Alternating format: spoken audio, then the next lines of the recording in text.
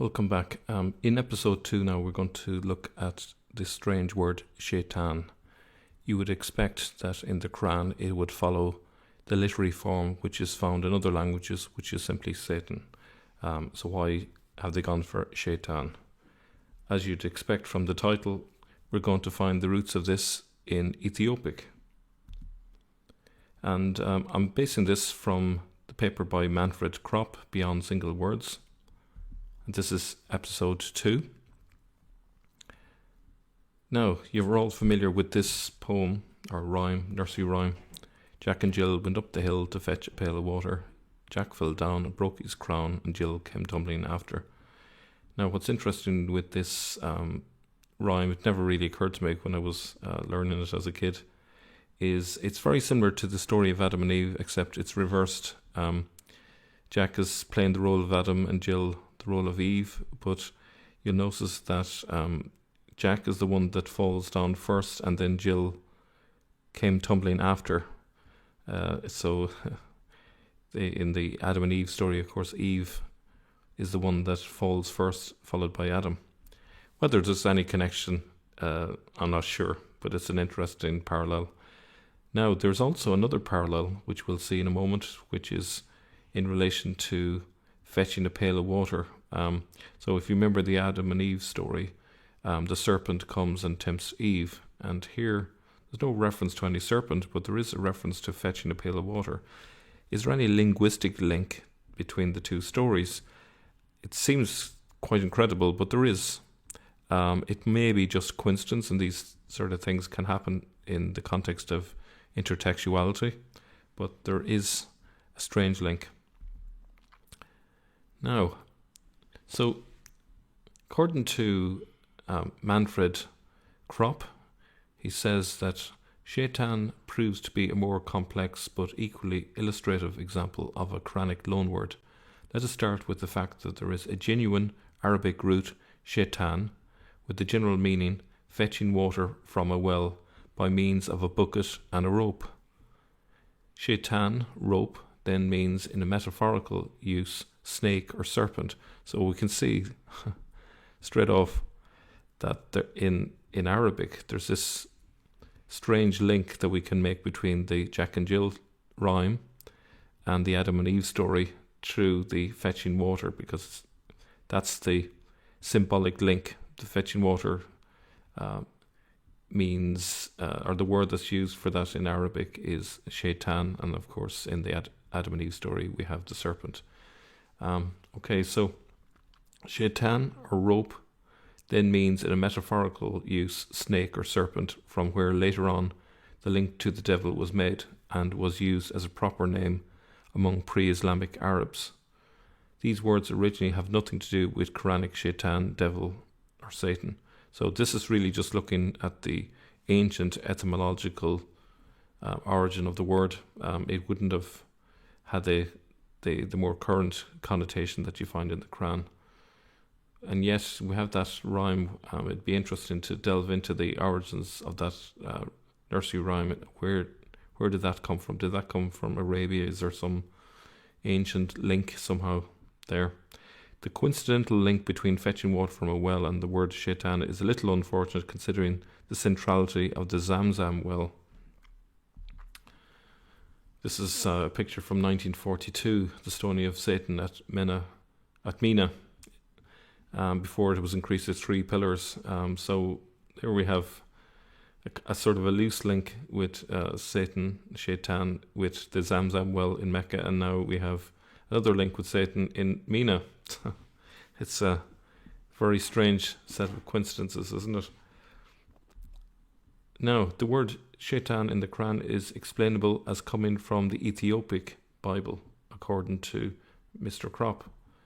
He says the interesting and illuminating problem is the phonetic shape as Shaytan. The meaning, and lastly the word, is certainly taken from the well-known Satan, as present in nearly all the languages sharing a common religious and linguistic heritage with the Hebrew Bible. One could easily propose, and it would be a plausible proposal, to explain it as a kind of phonetic and popular etymological assimilation and adaptation into Arabic, but there is the fact of Ethiopic Shaytan in the Ethiopic Bible, which precedes the Qur'an, and moreover the fact that Al-Shaytan Al-Rajim is clearly not the stone devil, but the cursed one from Regum in Ethiopic. So just assuming that it came from the Ethiopic Bible, which is well within the means of an Arab in the 7th century, because of the nature of the trade between Ethiopia and Arabia, the strong links between Yemen and Aksum.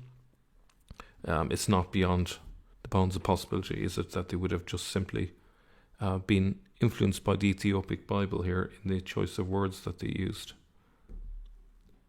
Now, Manfred says that either the translators preferred the popular form over the literary form, or it was because it was already used by the Ethiopians. He says the final assumption is that the missionaries and translators coming from Syria preferred again this hypothetical as of now popular form to literary Satan, unless this form was already received and used by the Ethiopian people at the time. I would tend towards the latter explanation. It's much more logical and doesn't require much explaining for the random choice of the popular usage over the literary usage. The simplest explanation is the Quranic writers followed the usage in the Ethiopic Bible. There's an example of Ethiopic there on the left hand side, and simply they drew from that, and it was used in the Qur'an. So imagining how this might have come about, the material of the Qur'an was written somewhere in the red rectangle in the picture, possibly in multiple locations. We haven't come down one way or other on the location. It's probably best explained as occurring in multiple locations. The key element is that this was where people were bilingual in Aramaic and Arabic in the 7th century. So any place really there.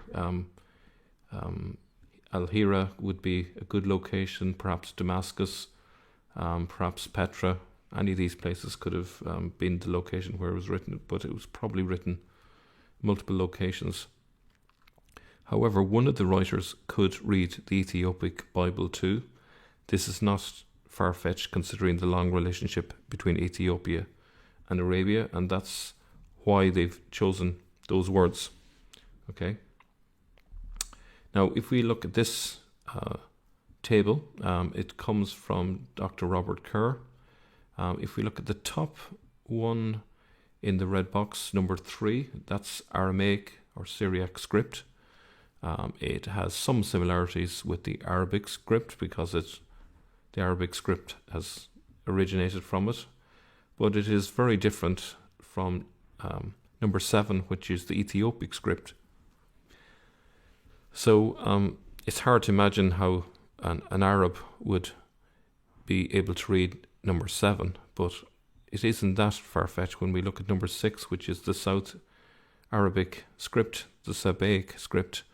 And if you compare them one by one, you'll see that a fair few of them are very similar. So there's that case, but also the fact that of a large amount of trade between both lands.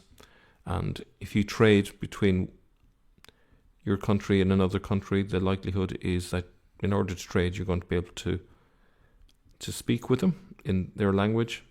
And also a lot of things are written down, so you would become familiar with their script because things need to be written down when you're trading and so forth.